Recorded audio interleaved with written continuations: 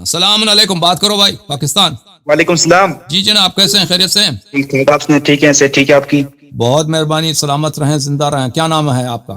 نام میرا خواجہ علی ہے، خواجہ پاکستان بھائی، سے، اسلام آباد سے بات کر رہا ہوں۔ خواجہ صاحب، خدا عزت دے آپ کو۔ کیا حکم ہے بھائی، بتاؤ۔ سوال میرا کچھ اس طرح کا ہے کہ رجال کشی میں یہ بات مذکور ہے کہ مولا علی کی طرف یہ بات منسوب ہے کہ آپ فرماتے ہیں کہ میں خلاف شریعت کام کا بھی دیکھتا ہوں نا تو مجھے آگ کو چلانے کا دل کرتا ہے، لگتا ہے کہ میں اس کو جو نا وہ آگ پکڑوں اور اس کام کو ختم کر دوں۔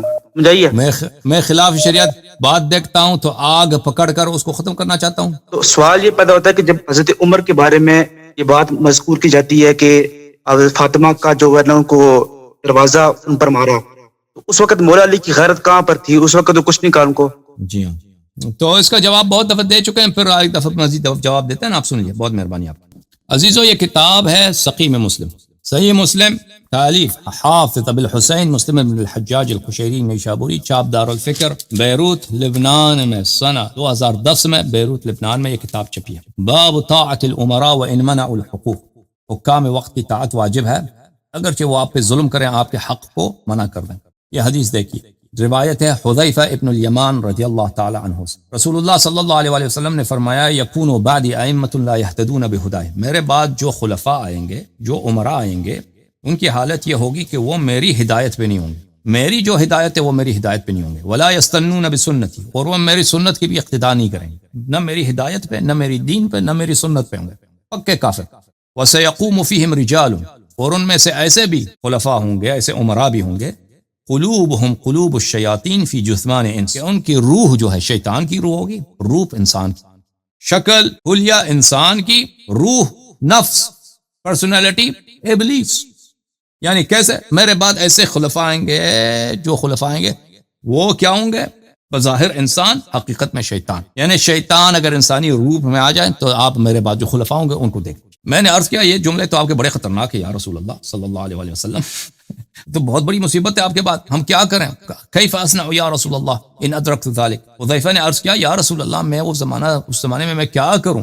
یہ حذیفہ جو ہے یہ عثمان کی خلافت میں اس کی وفات ہے، تو رسول صلی اللہ علیہ وسلم نے اس کو نہیں فرمایا کہ آپ وہ زمانہ نہیں دیکھیں گے، رسول صلی اللہ علیہ وسلم نے اس سے فرمایا تسمع وتطع للامیر وان ضرب ظهرك واخذ مالك فاسمع واطع، تم اس بادشاہ وقت کا جو شیطان ہے اس کی طاعت کرو، اس کی بات کو مانو، اگرچہ وہ وَإِنَّ ضَرَبَ ظَهْرَكَ، وہ بادشاہ آپ کے پشت پر کوڑے سے آپ کے پشت کو مارے، وَأَخَذَ مَالَكَ، اور تیرے مال کو بنا حق وہ چھین لے، پیسہ بھی تیرا چھین لے اور تجھے مارے بھی، اس کی طاعت کرو، فَاسْمَعْ وَأَطِعْ، پر اس کی بات سنو، اس کی طاعت کرو، ٹھیک ہے نا؟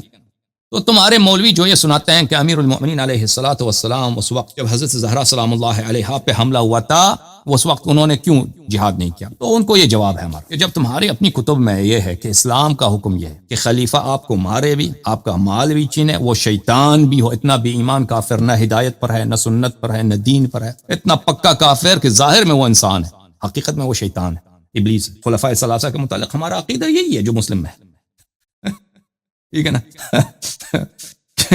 ٹھیک ہے، تم نے جب رسول پاک صلی اللہ علیہ وسلم کا ایک حکم نقل کیا ہے، وہ آپ پہ ظلم بھی کریں تو اس کی اطاعت کرو، اس کی بات سنو۔ ہم تو نہیں کہتے اس کی بات سنو اطاعت کرو، ہم تو کہتے ہیں اگر طاقت نہ ہو تو تقیہ واجب ہے، اس کے خلاف جہاد نہ کرو۔ ہمارے نزدیک جو روایت ہے ملاحظہ فرمائیے کہ امیر المؤمنین علیہ الصلوۃ والسلام نے کیا کام کیا، ملاحظہ فرمائیے، کتاب سلیم بن قیس ہلالی رحمہ اللہ، جزء ثانی، چھاپ قم مقدسہ، یہاں پر یہ حدیث ہے 48واں حدیث۔ اس حدیث میں تفصیل ہے کہ عمر نے جب حملہ کیا تھا حضرت زہرا سلام اللہ علیہا کے گھر پر، تو امیر المؤمنین علیہ السلام نے کیا کیا تھا؟ فوثب علی بن ابی طالب علیہ السلام، علی بن ابی طالب علیہ السلام اچھل پڑے، فاخذ بتلابیب عمر، امیر المؤمنین علیہ السلام نے عمر کی کمر جو ناڑا کی جگہ ہوتے ہیں، ناڑا یہ وہاں سے پکڑ لیا، ثم حزہ، پھر اس کو عمر کو اٹھایا، پھر دے مارا زمین پر، فصرعہ، دے مارا اس کو زمین پر، ووجہ انفہ ورقبتہ، اور اس کے ناک پہ، اب کس طرح وار کیا؟ تپڑ مارا، مکہ مارا سلام اللہ علیہ،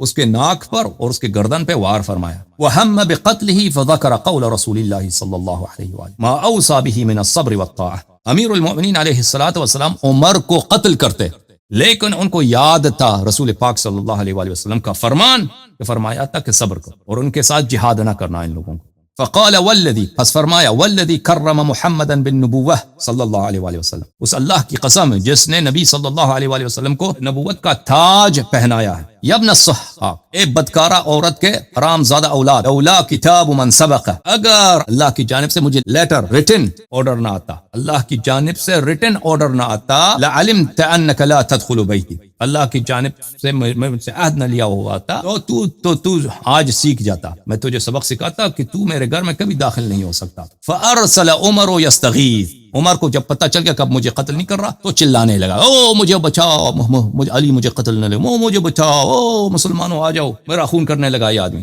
بہت سارے لوگ داخل ہو گئے اس وقت گھر میں، ٹھیک ہے نا. یہ تھا کہ امیر المؤمنین علیہ الصلوۃ والسلام کا ایک عہد تھا کہ انہوں نے قتل نہیں کرنا ہے اس کو. رسول اللہ صلی اللہ علیہ وسلم سے ایک وعدہ تھا کہ اگر ان کے پاس انصار نہ ہوں تو وہ جہاد نہ کریں. ٹھیک ہے بھائی.